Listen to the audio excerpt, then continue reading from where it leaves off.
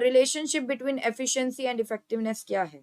बेटा रिलेशनशिप ये है कि दोनों क्या है, एक दूसरे के कॉम्प्लीमेंट्री है। कॉम्प्लीमेंट्री मतलब दोनों बेटा एक साथ चाहिए हर एक कंपनी को। अगर कंपनी अपनी प्रोजेक्ट्स अगर कंपनी अपने प्रॉफिट्स को क्या करना चाहती है, अचीव करना चाहती है। हिमालयन शेफर्ड मैम आज मैक्रो नहीं है बेटा, मैक्रो की क्लास 9 PM होगी, 9 PM नाइट में।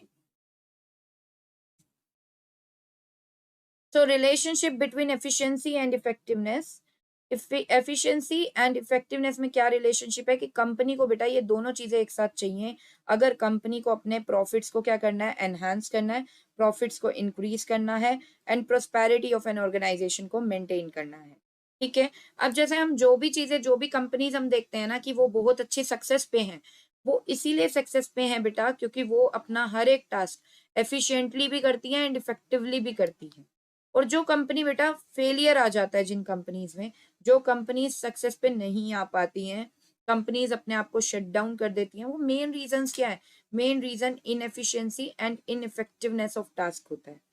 तो यहाँ पर दोनों का एक साथ होना बेटा बहुत जरूरी है। बोला जाता है कि efficiency and effectiveness are the two sides of the same coin. जैसे बेटा एक कॉइन के दो साइड्स होते हैं ना, आप ये समझ लो, एक हेड है तो एक टेल है। एफिशिएंसी एंड इफेक्टिवनेस में से एक हेड है और एक टेल है, दोनों को एक साथ होना बेटा बहुत ज्यादा जरूरी है अगर हमें कोई ना कोई टास्क अचीव करना है, अगर हमें अपनी कंपनी का गोल अचीव करना है। लेट सपोज बेटा एक कस्टमर ने हमें ऑर्डर प्लेस किया। ठीक है, ऑर्डर क्या प्लेस किया कि उसे 20 यूनिट्स चाहिए जून एंड तक।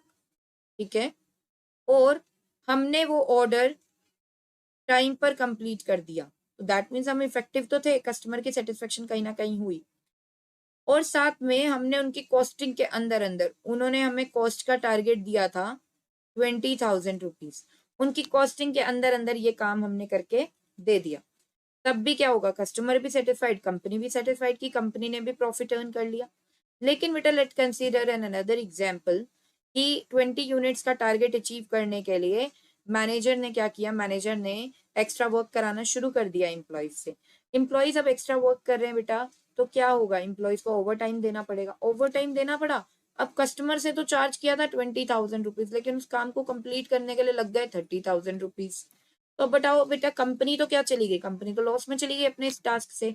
तो कंपनी अपने प्रॉफिट्स को कैसे अचीव कर पाएगी? बेटा कंपनी अपने प्रॉफिट्स को सिर्फ तभी अचीव कर पाएगी जब कंपनी फोकस करेगी इफेक्टिवनेस पे भी एंड एफिशिएंसी पे भी एक साथ, तभी कस्टमर्स भी क्या हो पाएंगे, सेटिस्फाई हो पाएंगे। तो आइए रिकॉल करते हैं बेटा relationship between efficiency and effectiveness. Effectiveness and efficiency together lead to higher profit and prosperity of an organisation, and failure of an organization is due to inefficiency and ineffectiveness। तो आइए बेटा कॉन्सेप्ट ऑफ मैनेजमेंट जो हम कर चुके हैं recall करवा देती हूँ। मैनेजमेंट में तीन चीजें इंपॉर्टेंट है, process, effectiveness and efficiency. Process मैंने आपको बताया कि मैनेजमेंट के टोटल 5 फंक्शंस हैं जिन्हें सीक्वेंस में परफॉर्म किया जाता है बेटा, planning, organising, staffing, directing and controlling. Effectiveness का मतलब होता है टाइम पर काम को कंप्लीट करना, राइट टास्क कंप्लीट करना। ठीक है, एफिशिएंसी होता है कि काम को इस तरीके से कंप्लीट करना कि आपने best resources use, best way में आपने अपने रिसोर्सेज को यूज किया है, जिसकी वजह से कॉस्टिंग आपको क्या पड़ी है, कम पड़ी।